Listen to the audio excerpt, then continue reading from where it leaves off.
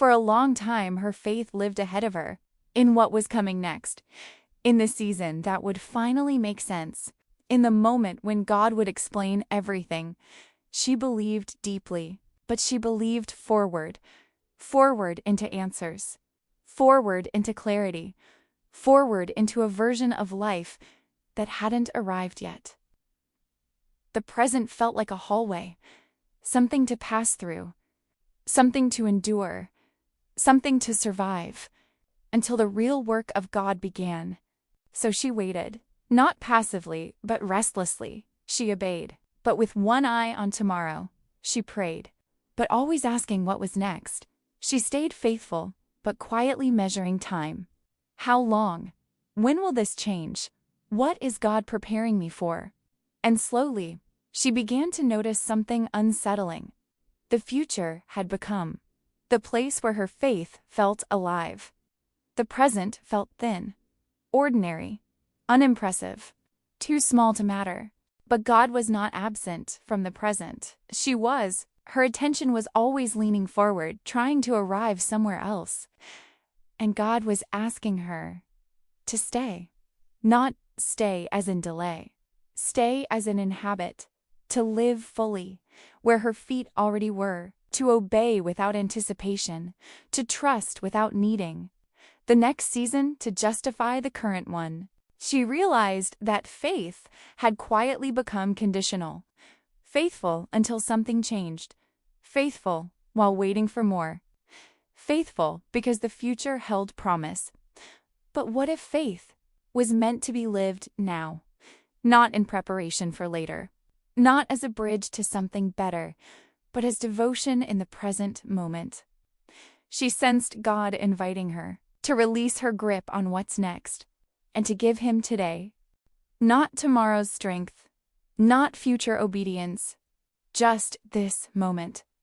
And that felt harder than waiting ever had. Because the present does not distract us with hope. It asks for presence.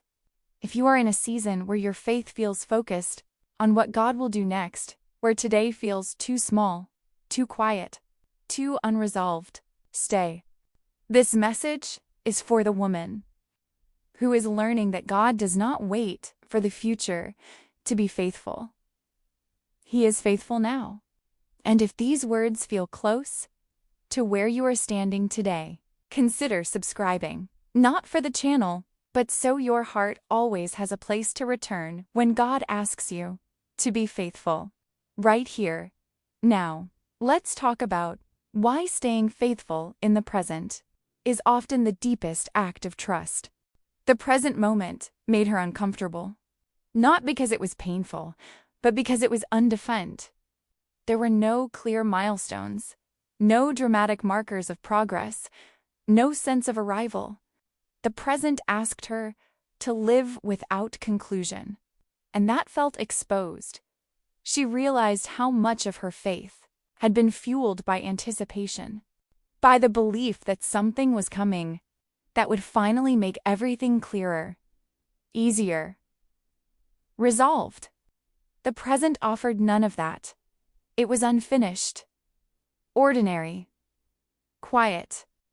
And quiet can feel threatening when we are used to movement. She noticed how often she tried to escape the present by planning, by imagining, by preparing for what came next. These were not sinful habits. They were coping strategies, ways to avoid sitting with unresolved tension. But God was not asking her to solve the tension. He was asking her to stay faithful inside it. The present moment does not offer reassurance. It does not promise results.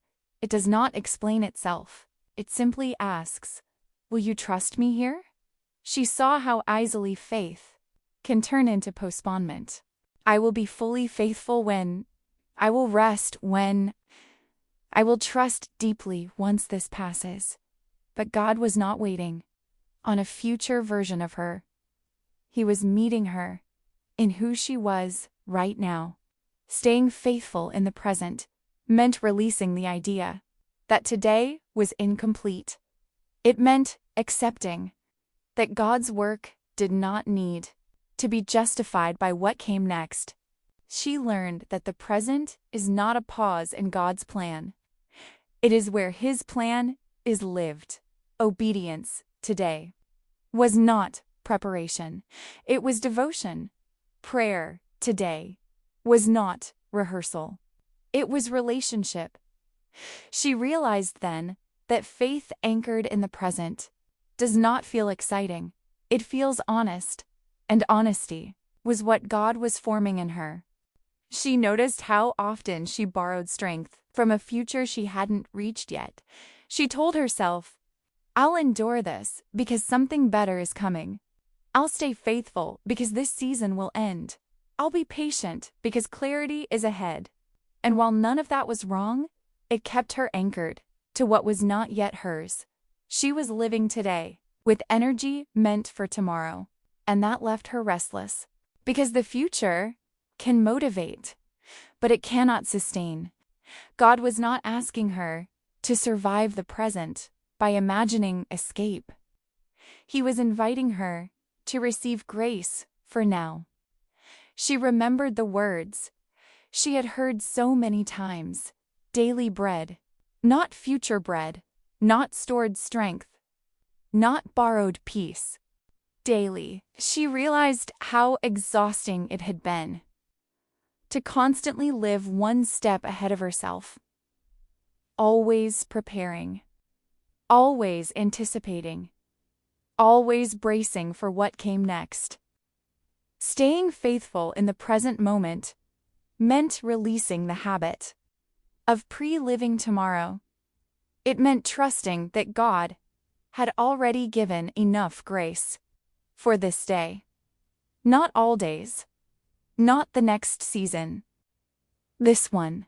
She stopped asking, "How will I get through what's coming?" and began asking, "What is God asking of me right now?" That question simplified her life. It narrowed her focus, quieted her anxiety, grounded her faith. She no longer needed to be strong for an imagined future. She only needed to be faithful in the moment she was in, and that was manageable. God was not withholding strength. She had been spending it ahead of time. Staying faithful in the present meant learning to live within the grace God was actually giving, not the grace she feared she would need later. And in that shift, something softened inside her. She felt less pressured, less hurried, less divided, because her faith was no longer stretched thin across days that had not yet arrived. It was finally anchored where she was. As she stopped living ahead of herself, something unexpected happened. God met her in the ordinary, not in big moments, not in turning points, but in small, faithful choices that once felt insignificant. She had always assumed God was most present in transition, in change, in breakthroughs, in answers. But now, with her attention anchored in the present, she began to notice God in repetition, in waking up and choosing faith again, in praying without urgency, in doing what was right, without expecting anything to shift. The present moment stopped feeling empty. It became inhabited. She realized how often she had overlooked today because she was waiting for something more meaningful. But meaning had been there all along, in quiet obedience, in unseen faithfulness, in consistency no one noticed. God was not waiting for her to arrive somewhere else to meet her. He was already there. She learned that faithfulness does not need intensity to be real. It needs presence. Staying faithful in the present moment did not feel impressive. It felt simple. But simplicity made room for depth. She was no longer distracted by anticipation, no longer measuring time, no longer postponing devotion. She lived from a steadier place.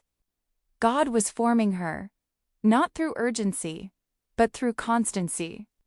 And that constancy was shaping a faith that did not depend on what came next. She understood then that God often does his most intimate work when nothing feels special. Because intimacy does not need drama, it needs attention. And for the first time in a long while, her attention was fully present. As she stayed faithful in the present, faith began to change shape. It was no longer something she carried toward the future. It became something she practiced today. She stopped treating faith as a bridge to what was coming next. Faith became a way of living, not a strategy for arrival.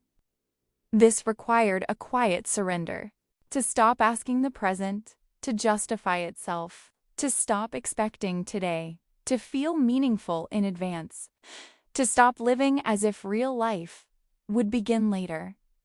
She realized that hoping constantly for the next season was subtly rejecting the one she was in, not intentionally, but habitually.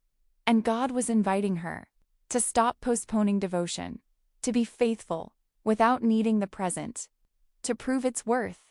She learned that staying faithful now does not guarantee clarity later, but it does deepen trust. It builds a kind of faith that does not need explanation to remain steady. She no longer waited for a different moment to give God her attention.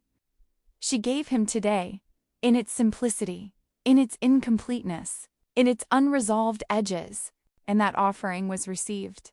She sensed that God was not waiting for her future obedience. He was honoring her present faithfulness. In the end, she didn't become more faithful because the future became clearer. She became more faithful because she stopped living there. She learned that faith is not sustained by anticipation, but by presence. That God does not wait for the next season to be near. He is here. If you are in a place where today feels ordinary, unfinished, not what you hoped it would be, let this be your reminder. You don't need to live ahead of yourself to be faithful. You don't need tomorrow's answers to honor God today. Faith lived in the present moment is not smaller faith. It is deeper.